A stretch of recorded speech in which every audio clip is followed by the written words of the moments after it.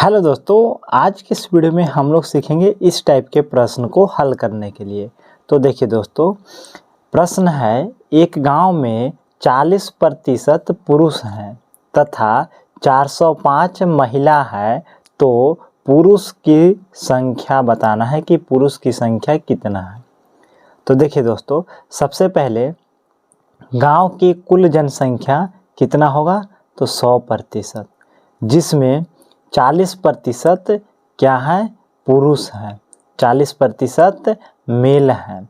तो टोटल कितना प्रतिशत महिला बचेंगे, तो महिला बचे 60%, यानी 60% फीमेल हैं।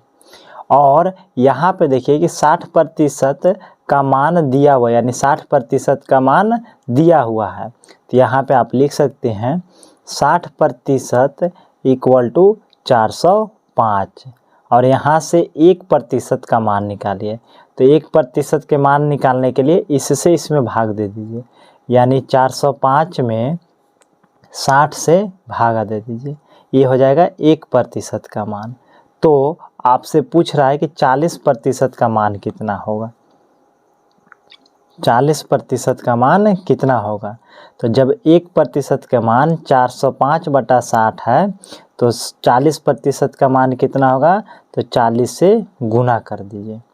अब यहाँ पे देखिए, इसको काट दीजिए, 1 शून्य से 1 शून्य काट दीजिए, और 2 से काटिए 3 बार में, और 2 से काटिए 2 बार में।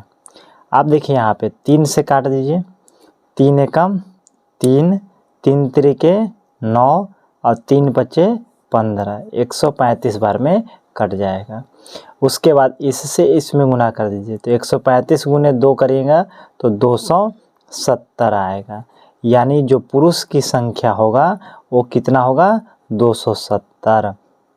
उसके बाद कुल जनसंख्या अगर पूछता कि कुल जनसंख्या कितना था, तो देखिए महिला के जनसंख्या यहाँ पे दिया हुआ है 405, और पुरुष की जनसंख्या यहाँ पे देखिए 270, यानी मेल एंड फीमेल को आप जोड़ दीजिएगा। तो मेल के कितना है, तो 270, और फीमेल के कितना दिया हुआ था, 405। तो यहाँ पे 405 को जोड़ दीजिए, तो ये टोटल गांव की जनसंख्या आ जाएगा।